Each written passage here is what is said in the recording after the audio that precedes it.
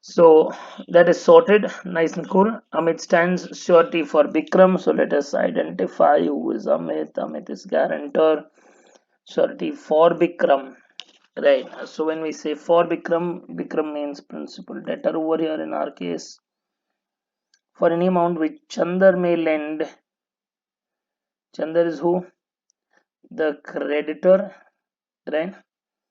May lend to Bikram from time to time. क्या हो गया?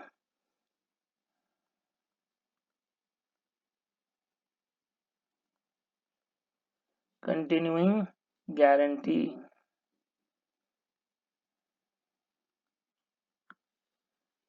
Right? During the next 3 months, subject to maximum amount of 1 lakh. 1 month later, Amit revokes the surety when Chandar had already lent Bikram 10,000, referring to the provisions of the Indian Contract Act 1872, to decide whether Amit is discharged from all the liabilities to Chandar for any subsequent loan given to Bikram. The answer is very much a yes. But as per what section? Right? Revocation by notice, that is section 130. Can you revoke a continuing guarantee by means of a notice? The answer is yes. What would be your answer in case Bikram makes a default in paying back to Chandar the already borrowed amount of 10,000? The answer is the guarantor is liable for such amount, right? So this is very much sorted. We have done this case a number of times, section 130. So here we come to a close for indemnity and guarantee. Couple of cases that I would like to discuss over here. A couple of things I would like to discuss over here with respect to indemnity guarantee which didn't turn up in exam paper. One is very important section termed as section 127. Right. Section 127 talks about consideration. Now we generally say, why does the surety enter into the contract putting his head to the knife? Is he getting anything? The answer is technically yes, he is getting something, right? But which is not very much visible. So let us take this case and let us take this point and a case along with it. Now let us say Mr. X wants a loan from Mr. Y, right? And Mr. X wants a loan of say rupees 50,000 from Mr. Y, which Mr. Y is ready to give only and only if there is a guarantor. So we have Mr. Sir over here as the guarantor. Now technically there is no direct consideration as between the guarantor and the creditor. Am I right? So what is the consideration technically Mr. Sir is getting over here, right? What is his role? So section 127 very clearly states there is no direct consideration between the guarantor and the creditor, right? But if you just try to interpret it a little bit more astutely, try to put a keen eye to that, you will notice that the guarantor is getting something. What is he getting?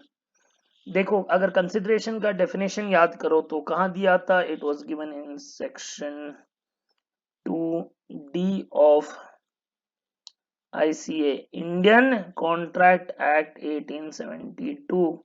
When at the desire of the promisor, the promisee or any other person has done or abstained from doing, does or abstains from doing, or promises to do or abstain from doing, then such act or abstinence or promise is a consideration for a promise. छोटा सा definition है, right? So over here, such act or abstinence or promise, so it can be consideration, can be an act, abstinence, or promise, right? So it can be an act, it can be an abstinence or a promise, right? And is consideration quid pro quo, means if you have given something, should you only receive it? The answer is absolutely no. If we remember Chinmaya versus Ramaiah case, wherein the property was passed on by the dad to his son, and ultimately his uncle was the beneficiary to that. Still, it was a valid contract. So it's not necessary that the consideration has to come back to you directly. So over here, keeping this in mind, why the guarantor is putting his head to the knife, the reason is because if he does that, then and only then Mr. Creditor will give the money to the principal debtor. So technically over here Mr. Y is doing an act, right? When Mr. Guarantor is putting his head to the knife, means when he is promising. So when guarantor promises that he'll make good the loss and compensate him in case the Mr. Principal Debtor makes a default. So over here Mr. Guarantor is giving a promise and receiving an act. What is the act? The job done by the creditor for the benefit of the principal debtor. So guarantor gives a promise and receives an act. हो गया consideration by definition में एकदम बैठ गया, right? So now you would wonder, sir, why one would like to do it? Obviously, let us put this in perspective. You want a bank loan, right? And your dad would stand as a guarantor in that case, right? Or if your elder brother would stand as a guarantor in that case, obviously there is some kind of relation, maybe generally, which is existing between the principal debtor and the guarantor. They are not practically people who don't know each other, right? So there would be some reason why he's stepping in, and he gives an act to the credit. He gives a promise to the creditor. Sorry, the guarantor gives, I repeat, a promise to the creditor, and what he receives is an act done for the benefit of the principal debtor. Hence, it satisfies the consideration rule as per section 2D. So that is one part of the story. Now let me quickly go on to a very famous case, that is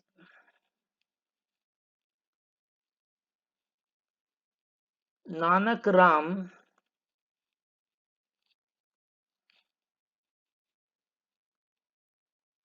versus Mehin Lal.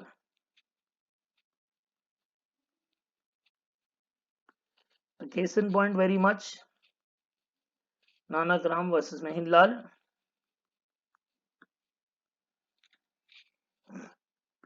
Now what happened over here? Let us take this example.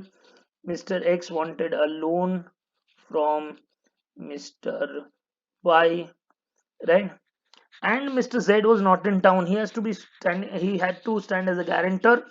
Mr. X told Mr. Y that Mr. Z will stand as a guarantor. We shouldn't bother much, right? Mr. Z will stand as a guarantor. We needn't bother, right? And they had to sign a bond, right? And Mr. Z has to sign as a guarantor.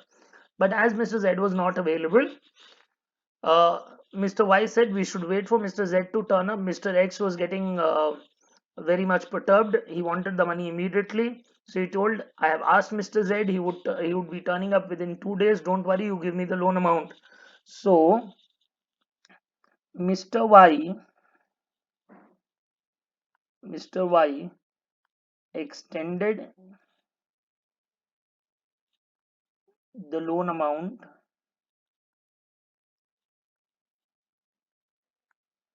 Mr. Y extended the loan amount before Mr. Z joined. Right. Now you would say there is obvious trouble. But later on what happened? After 2 days, 2 days, Mr. Z came and signed the bond. Now things look not very much troublesome for Mr. Y. Though he had given a loan in Haribari, to Mr. X at Mr. X's request. Mr. Y later on came after 2 days and signed. Now Mr. X was unable to pay, right? Mr. X was unable to pay. So is Mr. Z liable? The answer is an astounding no. The answer is an absolute no. The reason is what Mr. Z had to put in the court of law, that if the amount has been extended, right, before I joined, right? So over here, Mr. Z very clearly stated Mr. Y is not bothered of a guarantor. He doesn't need a guarantor, because if he is able to pass on a loan. So over here, if you see, link the consideration aspect over here, and if we club these two things together, what do we notice over here? The consideration very clearly states that Mr. G over here in the above case, I'm just trying to highlight it over here, Mr. G became the guarantor. At the promise of Mr. G, Mr. Y did an act, right? That is Mr. Guarantor, sir, in our case, the above case, right? Mr. Y did an act. So the promise and act move together, right? So Mr. Y did an act because G had promised that he would pay in case of default by the principal debtor.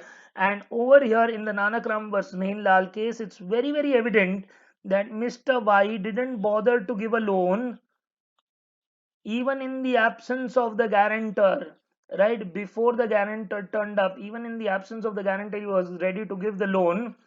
So Mr. Z had a very, very, very correct argument that this guy is not bothered about the guarantor being in place, though I've signed it on a later date, hence technically there is no consideration.